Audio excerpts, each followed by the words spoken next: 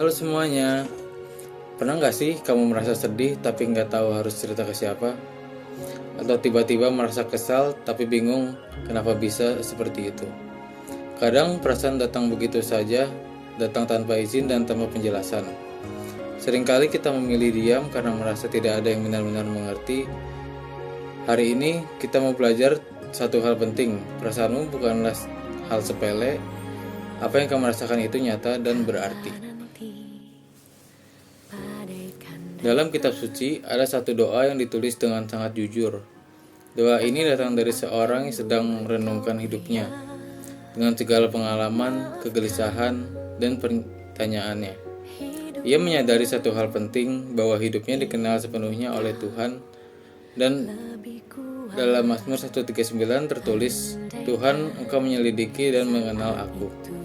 Engkau mengetahui duduk dan berdiriku. Doa ini bukan doa yang selalu kuat atau hidupnya selalu rapi, melainkan doa orang yang berani jujur tentang dirinya. Mazmur ini tidak menceritakan Tuhan yang hanya melihat dari jauh. Mazmur ini berbicara tentang Tuhan yang hadir dalam pikiran, perasaan, dan pengalaman manusia sehari-hari. Bahkan sebelum kita bisa menjelaskan apa yang kita rasakan, Tuhan sudah lebih dulu tahu. Sebelum kita menemukan kata-kata yang tepat, Tuhan sudah lebih dulu memahaminya. Saat kamu merasa sedih tanpa alasan yang jelas, saat kamu merasa marah tapi tidak tahu kenapa, atau saat kamu ingin sendiri dan tidak ingin berbicara dengan siapapun, kitab suci mengingatkan kita bahwa Tuhan tidak mengabaikan perasaanmu. Tuhan tidak berkata bahwa perasaanmu berlebihan atau akan hilang sendiri. Sebaliknya, Tuhan tinggal, Tuhan hadir, dan Tuhan menemani. Ada satu lagu yang bisa kita dengarkan berjudul Selalu Ada di Nadimu dari soundtrack film Jumbo. Lagu ini mengajak kita menyadari satu hal sederhana, bahwa ada kehadiran yang setia bahkan saat kita sedang tidak baik-baik saja.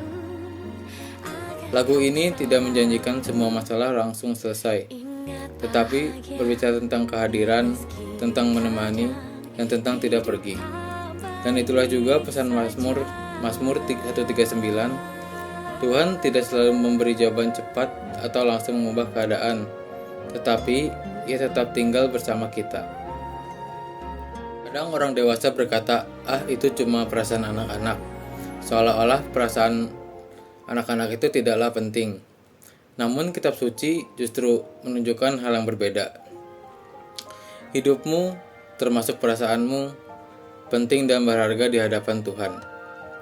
Belajar mengenali perasaan bukanlah tanda lemah atau manja, melainkan tanda bahwa kita sedang belajar mengenal diri sendiri. Dalam pendidikan keagamaan Katolik, kita tidak hanya diajarkan apa yang harus dilakukan, apa yang benar, dan apa yang salah. Kita juga diajak untuk mengenal diri sendiri, mengenal isi hati, dan belajar jujur pada apa yang kita rasakan.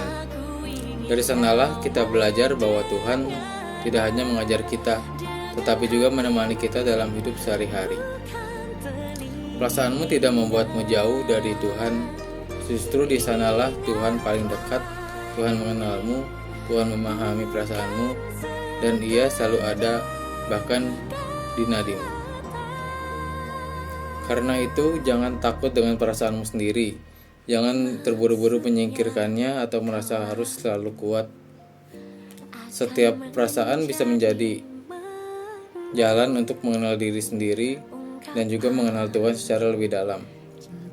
Saat kamu belajar mendengarkan apa yang terjadi dalam dirimu, disitulah kamu belajar bahwa Tuhan tidak pernah jauh. Ia hadir, setia menemani, dan tetap berjalan bersamamu dalam setiap langkah hidupmu.